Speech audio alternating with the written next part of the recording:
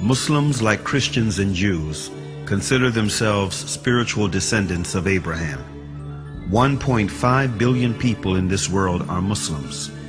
250 million of them are Arabs, and over 1.2 billion are non-Arabs.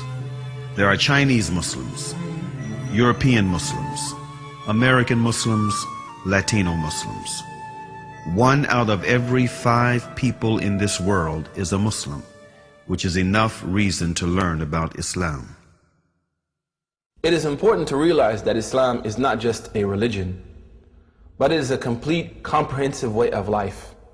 It's not something that we only do on Fridays, but it carries over into our workplace, our families, our communities, and our friends.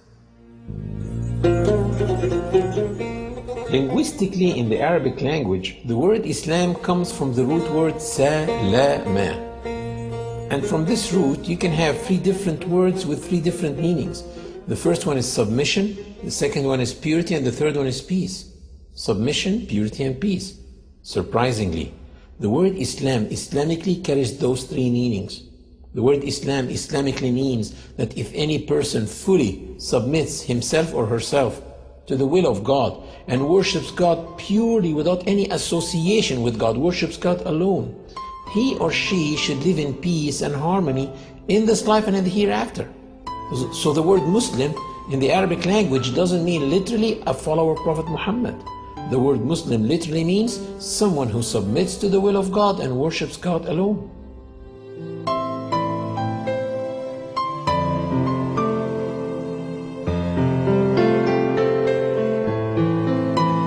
Muslims feel they are in harmony with the universe because the Quran mentioned several times that everything around them is submitting to the law of God and worshiping Him, while they are also worshiping and submitting to God.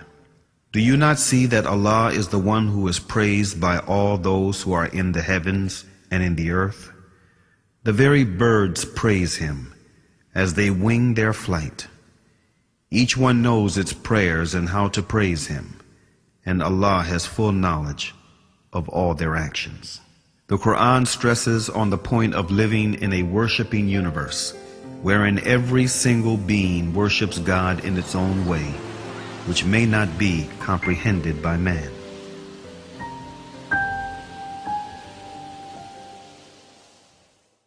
The Quran says, "The 7 heavens, the earth, and all beings therein declare His glory.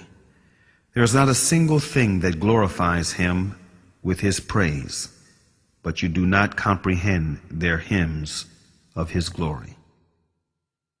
These verses become very inspiring for me when I hear the birds twittering early morning or at sunset. I say, oh my God, can this be their 2 prescribed times of prayer? Or when I go to the lake and I see the ducks swimming in a V shape like that, I say, can this be a congregation prayer that they do? And this duck in the front, can it be the Imam duck?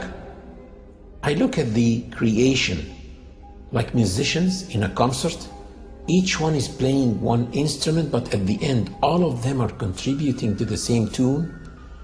The universe is in harmony.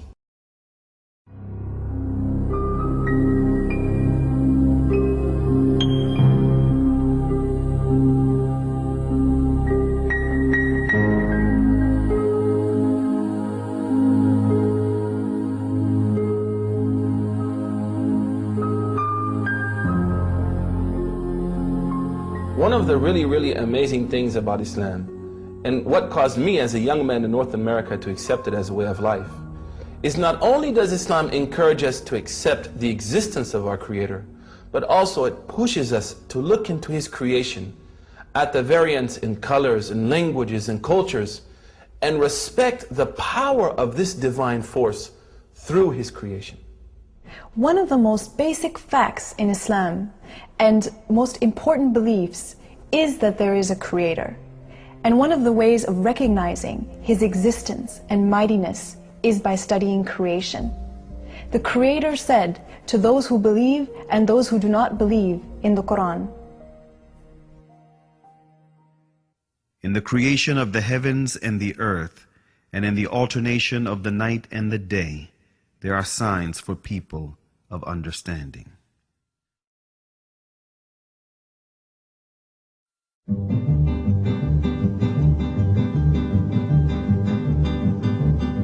After deep thinking, many ancient and modern philosophers reached the fact of the existence of a supreme being who created this universe and is maintaining it continuously. Aristotle, an ancient Greek philosopher and student of Plato, tried to demonstrate this fact, saying, "We hold, then, that the God is a living being, eternal, most good, and therefore life and a continuous eternal existence belong to the God, for that is what the God is." If people look around them, they will see the intelligent design everywhere and in their own selves. Take the eye as an example. The light reflects on the object and then reflects on our eye retina, where it is transferred into pulses to a place in the brain called the center of vision. And it is probably one of the darkest places in the human body because it is completely insulated from light. It never saw the light. And all the images that we view in our lives are formed in this part of the body, the center of vision. We see all these bright, sharp, three-dimensional images in this part of the body, while thousands and thousands of engineers in TV factories are trying to come up with an image as sharp, bright, and clear, but still they cannot. And if someone claimed that TVs that we have at home just came by chance, atoms accumulated and made those TVs, no one will believe it. But still, some people believe that the vision system came by chance. Same applies for hearing, taste, the way kidneys work, the way livers work, etc., etc. The Creator said in the Quran, "Were they created without a creator, or were they their own creators?"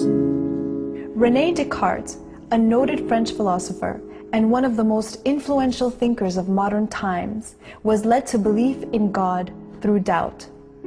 He doubted that there is God, but doubt meant to him that he thinks, which in turn meant that he exists, which therefore meant that he was created.